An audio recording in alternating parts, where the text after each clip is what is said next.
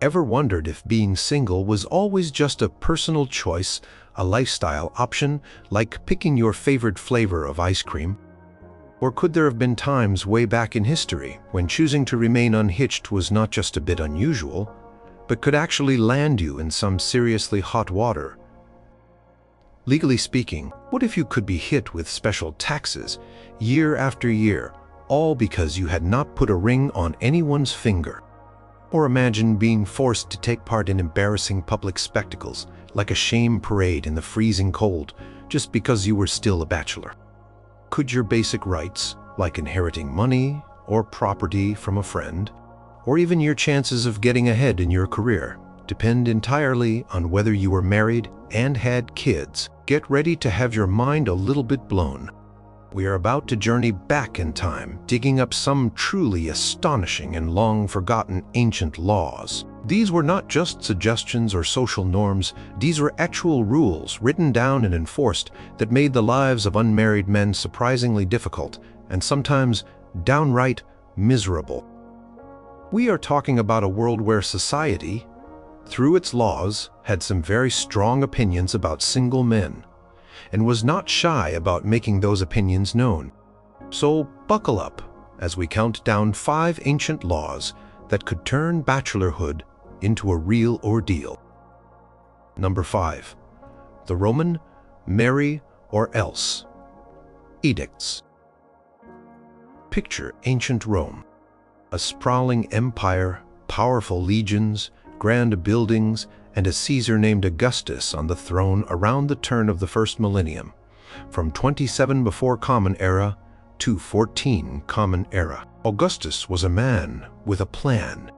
He looked around at his vast domain, particularly at the upper classes, the senators and the knights, the people who ran the empire, and he noticed something that worried him. He felt that many of them were not marrying, or if they did marry, they were not having enough children. This, in his view, was a problem for the future of Rome. Fewer Roman leaders, fewer strong Roman families. It was not a good look for an empire that wanted to last forever.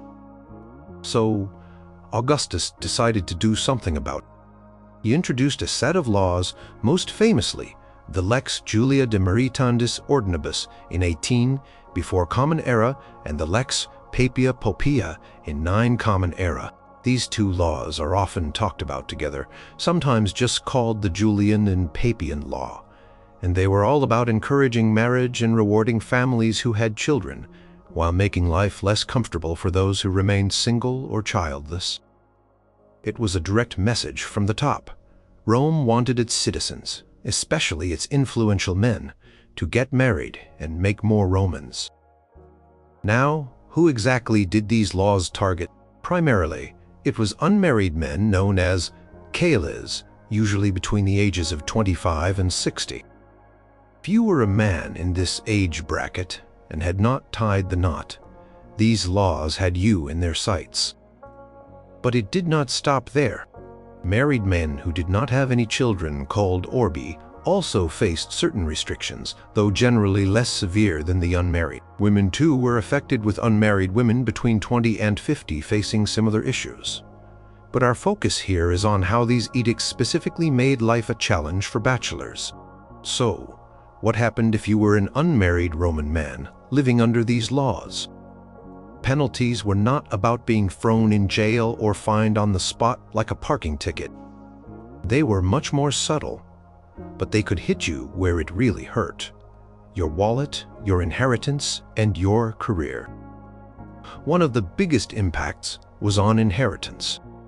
Imagine your wealthy uncle who always liked you passes away and leaves you a nice sum of money or a valuable estate in his will. Under the Lex Papia Poppaea, if you were an unmarried man of the specified age, you might not be able to receive that inheritance at all. Or, you might only get a tiny fraction of it. The law stated that Cales were largely incapable of taking inheritances or legacies from anyone except their very closest relatives, like parents or children. That generous gift from your uncle, it could very well end up going to someone else, perhaps a married relative with children, or even to the Roman state treasury. This was a huge deal. Wealth and property were incredibly important in Roman society, and the ability to inherit was key to maintaining family fortunes and social standing. Suddenly, not having a wife could mean missing out on a life-changing inheritance. Even if you were married but had no children, you were not entirely off the hook. An orbis, a married man without children, could typically only receive half of any inheritance or legacy left to him by someone outside his immediate family circle, unless the person leaving the will was a very close relative. The other half would often go to other heirs who did have children, or again, to the state. The message was clear: marry and have children, or your financial prospects from wills and legacies could be severely limited. These laws also dangled carrots, not just sticks. Married men, especially those with children, were given advantages in public life. If you were a Roman man looking to climb the political ladder or get a good position in the administration, being married and having children could speed up your career. For example, a man with children might be eligible for certain offices at an earlier age than a childless or unmarried man. He might also get preference when appointments were being made. In a society where public service was a path to honor and influence, this was a significant incentive to marry and procreate. Being single could mean watching your married colleagues with kids get promoted ahead of you, even if you felt you were just as capable. There were even social pinches. Some historical accounts suggest that at certain times, unmarried men might have been barred from attending public games and spectacles, or at least they might not have gotten the best seats. Imagine everyone heading off to the Colosseum for a grand show, and you are told you cannot go, or you are stuck in the nosebleed section simply because you have not settled down. Why did Augustus and the Roman state go to such lengths? The stated reasons were all about the strength and stability of Rome.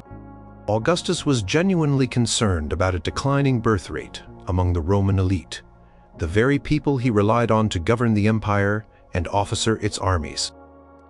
He believed that a strong society was built on strong families, and he wanted to restore what he saw as traditional Roman virtues of marriage, family, and duty to the state. More children from the upper classes meant more future leaders, administrators, and landowners who were invested in Roman society. These laws were part of a broader moral legislative program Augustus enacted, aiming to curb adultery, promote legitimate births, and generally make Romans more Roman in his eyes.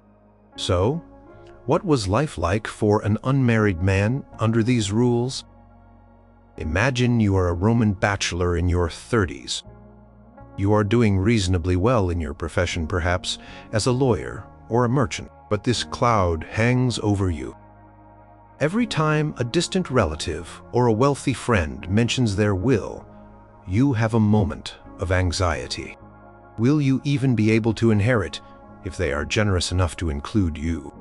You see your married friends with children getting ahead in local politics, perhaps securing positions you also aspired to, but they had an edge. There was a constant, low-level pressure.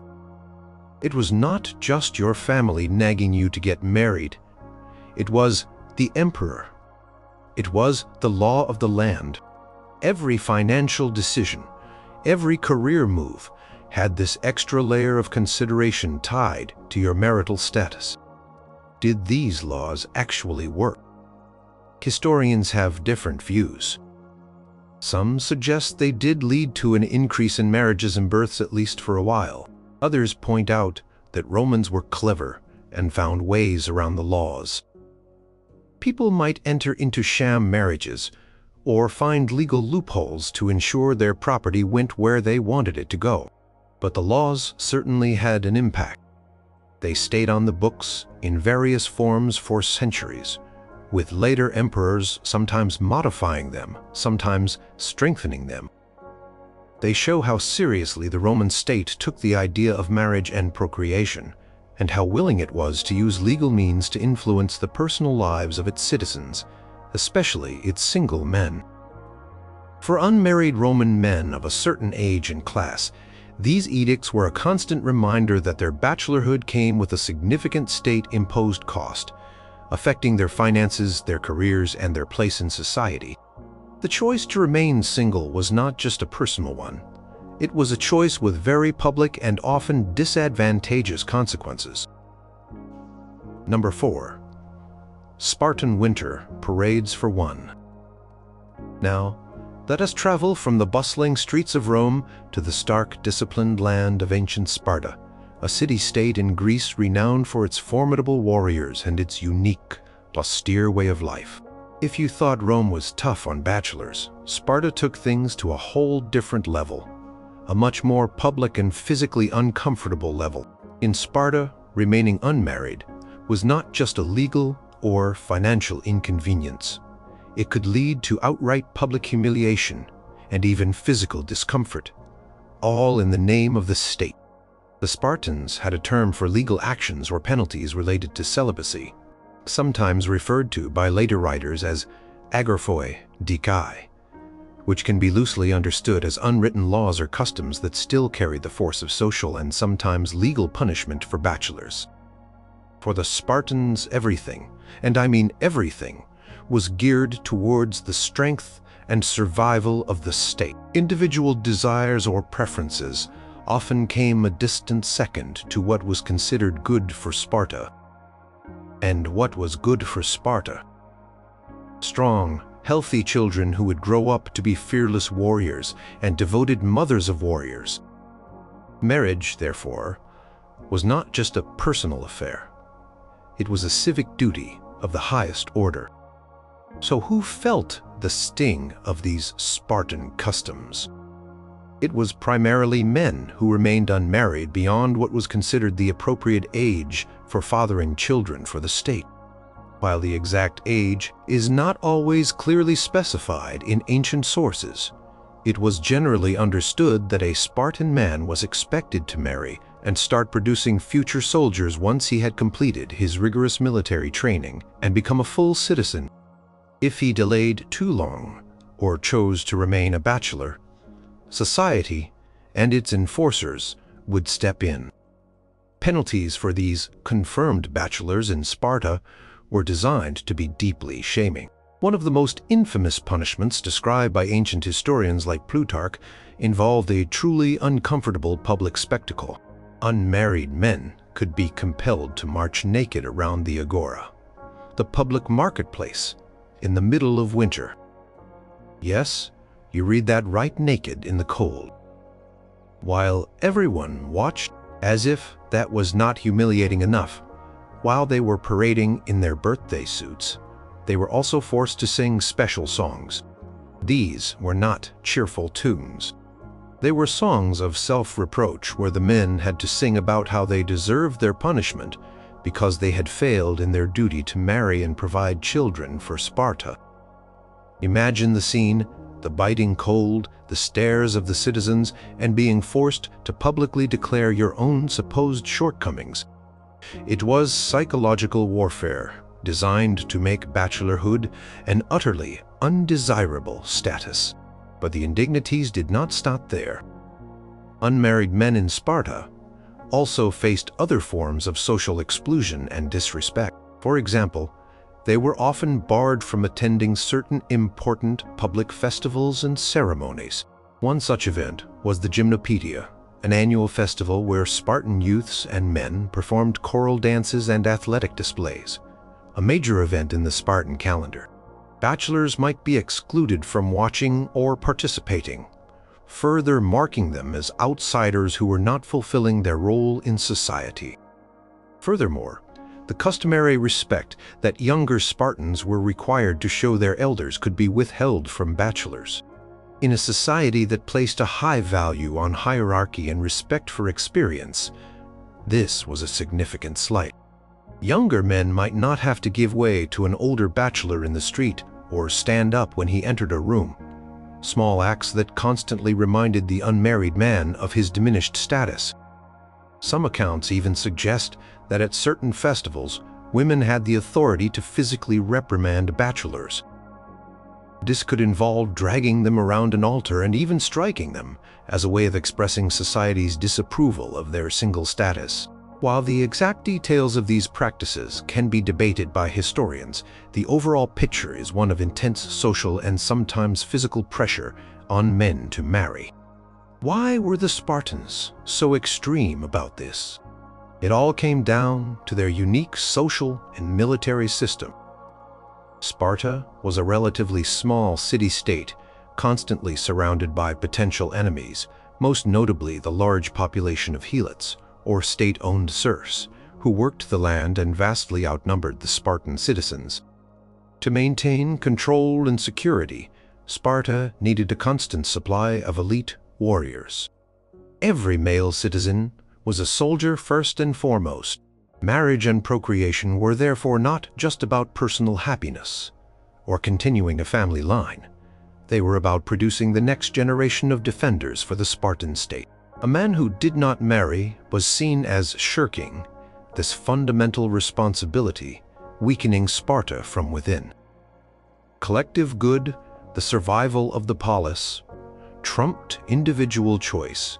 The Spartan system, with its communal living for men, the syssitia or common messes, and its focus on military excellence, left little room for nonconformity in such crucial matters. Living as an unmarried man in Sparta, then, must have been an incredibly difficult experience if you persisted past a certain age. It was not just about missing out on a spouse or family life. It was about facing daily reminders of your perceived failure.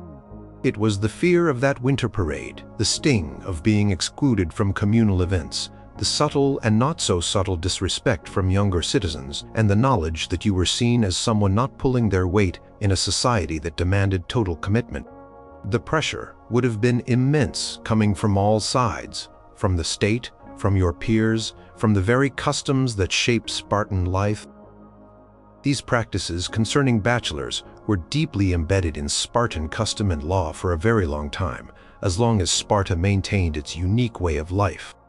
They highlight just how far a society might go to enforce what it considers essential for its survival and identity. For the Spartan man who chose or found himself unable to marry, life was not just lacking companionship. It was fraught with public shame and tangible penalties, all designed to push him towards the altar for the good of Sparta. The winter wind must have felt especially cold for those parading bachelors, a chilling testament to Sparta's unforgiving stance on unmarried men. Number 3. The Colonial pay up for being single schemes. Let us fast forward many centuries and cross the Atlantic Ocean to the early days of colonial America. You might think that in the New World, a land of opportunity and new beginnings, things might have been a bit more relaxed when it came to personal choices like marriage. But in some of these fledgling colonies, unmarried men found themselves facing a familiar old problem, though perhaps in a slightly less dramatic fashion than a naked winter parade. They were being taxed for being single. These were the bachelor taxes, a very direct financial penalty for not being married. During the late 17th and early 18th centuries, several American colonies decided that one way to encourage marriage, family formation, and perhaps fill their coffers a little, was to levy specific taxes on unmarried men. This was not a universal practice across all colonies, but it popped up in various places, reflecting certain societal priorities and anxieties of the time. Who was targeted by these bachelor taxes? Typically, it was unmarried men over a certain age. For instance, in Maryland, a law passed as early as the 1690s imposed a tax on bachelors. Pennsylvania also had similar taxes in the early 1700s. Massachusetts, known for its Puritan roots and strong emphasis on community and family, also experimented with such measures. The age threshold varied, but it was often around 21 or 25 years old. If you were a man past this age and still single, the taxman might come knocking with a special bill just for you. What were these taxes like? They were usually annual levies. The amounts could vary significantly depending on the colony and the specific period. Sometimes it was a relatively modest sum, perhaps a few shillings. Other times it could be more substantial enough to be a noticeable financial burden, especially for men who were not particularly wealthy. The idea was straightforward. If you were an adult man capable of supporting a family but were not doing so, you would contribute to the community in another way through this extra tax. Some laws were also aimed at men who lived alone or outside traditional household structures, viewing them as potentially less stable or less integrated into the community. Why did these colonial governments decide to tax bachelors? There were a few intertwining reasons. Firstly, in these new and often sparsely populated colonies, there was a strong desire to grow the population. More families meant more children, which in turn meant more workers, more defenders, and a more secure future for the colony. Encouraging marriage was seen as a direct way to achieve this demographic growth. Single men were, in a sense, seen as not contributing to this vital goal of populating the land. Secondly, there was often a strong religious and moral component, particularly in colonies with a Puritan influence like Massachusetts. Family was considered the bedrock of a godly society. Marriage was not just a social contract, but a divine institution. Men were expected to take on the responsibilities of husbands and fathers. Remaining a bachelor, especially if perceived as a deliberate choice, could be viewed with suspicion as if one were shirking God-given duties or living a potentially disorderly life outside the moral framework of a family unit. The tax could be seen as a way to nudge these men towards what was considered a more righteous and socially responsible path. Thirdly, there was a practical financial aspect. Colonies needed revenue to fund their administration, defense, and public works. Taxing bachelors was one way to raise money. It might have been seen as a relatively fair target group, as single men without dependents were presumed to have more disposable income than married men supporting families. So, it was a way to extract a bit more from those perceived as having a lighter financial load. What was it like for an unmarried man living under such a tax? Imagine being a young tradesman or farmer in colonial Pennsylvania. You are working hard to establish yourself. And then, every year, on top of any other taxes or dues, you have to pay this extra sum simply because you are not married. It might not break the bank, but it would be a constant reminder of your single status, a financial penalty for a personal life choice. It could also lead to social pressure.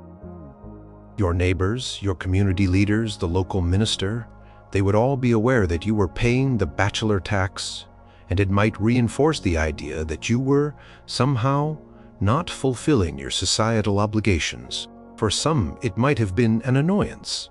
For others, a genuine financial strain that perhaps did push them to consider marriage more seriously, or at least sooner than they might have otherwise. The enforcement of these taxes would have been handled by local tax collectors and authorities as part of their regular duties. Records of these taxes exist in colonial archives, showing that they were indeed levied and collected, though the rigor of enforcement might have varied from place to place and over time. Did these bachelor taxes stick around for a long time? They tended to come and go. Some were enacted and then later repealed or allowed to lapse.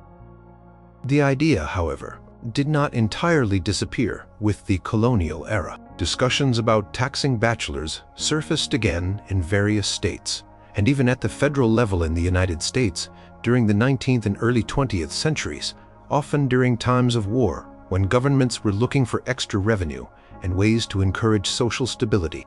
While these later discussions did not always result in enacted laws, they show the persistence of the idea that single men were a distinct category that could, or perhaps should, be taxed differently. For those unmarried men in colonial America who found themselves subject to these specific levies, it was a clear message from their government and society. Being single had a price tag. It was a tangible financial consequence of not conforming to the prevailing expectation that adult men should marry, establish households, and contribute to the growth and moral fabric of the new communities being built on American shores. Number 2. Plato's Blueprint for Bachelor Banishment. Let's journey back once more to ancient Greece, but this time we are not looking at a law that was necessarily enforced across a wide territory in the same way as the Roman or Spartan examples. Instead, we are delving into the mind of one of history's most influential philosophers, Plato. In his famous work, Laws, written around 360–347 before Common Era, Plato laid out his vision for an ideal city-state, and within this detailed blueprint he had some very specific and rather strict ideas about unmarried men.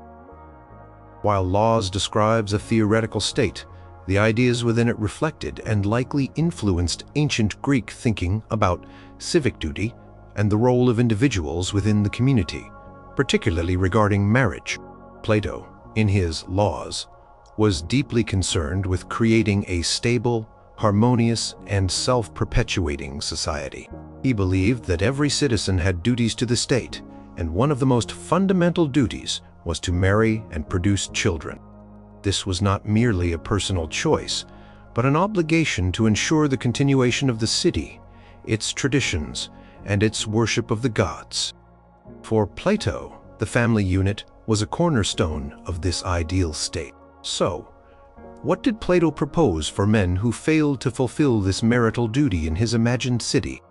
He suggested that men who remained unmarried past a certain age, typically cited as 35, should face both financial penalties and social disadvantages. It was a comprehensive approach to discourage lifelong bachelorhood. The financial penalties Plato envisioned were not insignificant. He proposed that unmarried men over 35 should pay an annual fine. Importantly, this fine was not to be a flat rate. Plato suggested that it should be scaled according to the man's wealth and social class. Richer bachelors would pay more, poorer ones less, but everyone in that category would pay something. The idea was to make it a noticeable and unwelcome expense, regardless of one's financial standing. The money collected from these fines, Plato suggested, could be dedicated to a religious purpose, perhaps to the goddess Hera, who was associated with marriage. But Plato's plan went beyond just hitting bachelors in their purses. He also outlined a series of social disabilities and a reduction in public honor for those who remained single past the prescribed age. In a society like ancient Greece, where honor, time, and public reputation were incredibly important, these social penalties would have carried considerable weight. For instance, Plato proposed that unmarried men should not be given the same level of respect or precedence as married men. At public gatherings or official functions, they might be seated in less honorable places. Their opinions in council meetings or public debates might carry less weight. Essentially, their social standing would be diminished. He even suggested that younger citizens should not be required to show the same deference or obedience to an older unmarried man as they would to a married elder. Imagine being a respected elder in other aspects of your life, but because you were not married, younger men could treat you with less courtesy. This was designed to create a constant social pressure, a reminder that you were not fully integrated into the societal ideal. Furthermore, Plato contemplated restrictions on their participation in certain aspects of civic life. While he did not explicitly bar them from all public offices, the implication was that their unmarried status would be a significant black mark against them, making it harder to achieve positions of leadership or influence. A man who could not manage to form his own household, it might be reasoned, was perhaps less capable of managing the affairs of the state. Why did Plato, the great philosopher, advocate for such measures? His reasoning stemmed from his view of the city-state as an organic whole, where each part had a function to fulfill for the good of all. Procreation was essential for the city's survival and continuity. Men who did not marry were, in Plato's eyes, failing in their duty to provide future citizens, future defenders, and future leaders. They were, in a sense, living a more selfish life, prioritizing their own individual preferences over the needs of the community. He also believed that marriage and family life helped to cultivate virtue and responsibility in individuals, making them better citizens. The laws were therefore intended to guide citizens towards fulfilling their natural and civic roles, ensuring the health and longevity of the ideal state he was designing. What would life have been like for a bachelor in Plato's hypothetical city if these laws were fully enacted? It would have been a life under constant scrutiny and subtle, and not so subtle, disadvantage. Beyond the annual fine, which would be a recurring irritation, the social aspects would likely have been more galling. To be consistently treated as less honorable, to have your opinions discounted, to see younger men feel entitled to show you less respect, these would be daily reminders of your non-conformity. It would create an environment where marriage was not just encouraged, but where remaining single beyond a certain point led to a kind of second-class citizenship. Pressure to marry would not just come from family, but from the very structure of society as designed by one of its leading thinkers. While Plato's Laws was a theoretical work, it was not created in a vacuum. It drew upon existing Greek customs and attitudes, and it certainly influenced later political and philosophical thought. The ideas about the importance of marriage for civic health and the potential for penalizing celibacy were not unique to Plato, but he articulated them in a very detailed and systematic way.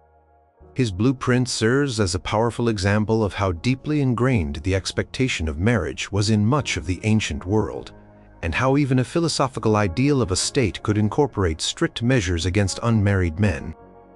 It shows that the concept of bachelor banishment, whether through fines, social exclusion, or diminished honor, was a recurring theme when ancient societies considered how to ensure their own strength and continuity. Plato's ideal city was no paradise for the determinedly single man. Number 1.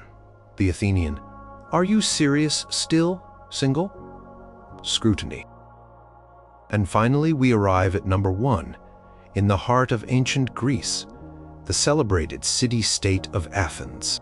While Athens is often remembered for its democracy, philosophy, and arts, life for an unmarried man there might not have been entirely free from pressure and legal disadvantages, though perhaps in ways more nuanced or less centrally codified than in Sparta or under specific Roman edicts. Athenian society placed an enormous emphasis on the oikos, the household, which was considered the fundamental building block of the polis, the city-state. A man's primary civic identity was often tied to his role as head of an oikos. Failing to establish one by marrying could therefore lead to a range of subtle and not so subtle difficulties. While a single universally agreed upon law, explicitly penalizing all bachelors in Athens, is a subject of some scholarly debate, there is evidence suggesting that remaining unmarried, particularly without good reason, was frowned upon and could lead to certain negative consequences. Some ancient writers, like the lexicographer Pollux in the 2nd century Common Era, mention a grafe agamimu, which translates roughly to an indictment or public action against celibacy. This suggests that there might have been a legal mechanism, perhaps similar to Sparta's agraphoi dikai, through which a man could be formally charged or censured for not marrying. The details of how such a graph would have worked, what the exact penalties were, or how often it was invoked, are not entirely clear from surviving sources, making it one of the more forgotten or at least shadowy aspects of Athenian law. However, even without a single overarching bachelor law, as clear-cut as Rome's Lex Papia Papea, the structure of Athenian society and its legal system created a situation where unmarried men could find themselves at a disadvantage. One key area was inheritance and property. The Athenian law was heavily focused on the continuation of the oikos. Property was ideally passed down from father to a legitimate son within a marriage. If a man died unmarried and childless, the fate of his property became more complicated. It would typically go to his nearest male relatives. If he had no close kin, his property could eventually revert to the state or his phratry, a brotherhood or clan group. The strong emphasis was on keeping property within family lines and supporting the continuity of households. An unmarried man by definition was not contributing to this ideal directly through legitimate offspring, potentially creating uncertainty about his estate and legacy. Then there was the concept of atimia, or disenfranchisement, the loss of certain citizen rights. While atimia was not imposed simply for being unmarried, it could be a consequence of failing in various civic duties. Some of these duties were intrinsically linked to being a head of household or having the capacity to fulfill them that marriage implied. For example, failing to care for one's parents in their old age was a serious offense that could lead to atimia. While an unmarried man could still care for parents, the social expectation often involved a wife and children as part of that support system and the continuation of the family cult for deceased ancestors. More broadly, a citizen's full standing often presupposed his role as a kairos, a head of a household responsible for its members and its contribution to the polis. Public office and leadership roles also come into play. While there might not have been explicit laws barring unmarried men from all offices, it is highly probable that a man's marital status and his perceived ability to manage a household would have been considered by voters or those making appointments. An Athenian citizen aspiring to a position of authority was expected to be a model of responsible behavior. Being married with a family demonstrated a certain level of stability, maturity, and commitment to the community's future. An older unmarried man might have faced unspoken prejudice with questions raised about his fitness for leadership or his full investment in the city's welfare. Think of it like a modern political candidate. Their family life is often scrutinized. In Athens, the oikos was even more central to public perception. Social stigma, though not a formal law, would have been a powerful force. Athenian writers and orators often extolled the virtues of marriage and family. Xenophon, for example, in his Okonopicus, discusses the importance of a well-managed household, with a wife playing a crucial role. Public opinion and social discourse would have reinforced the idea that marrying and having children was the proper course for a responsible adult male citizen. A man who deliberately avoided this path might be seen as shirking his duties, as selfish, or even as somewhat suspect.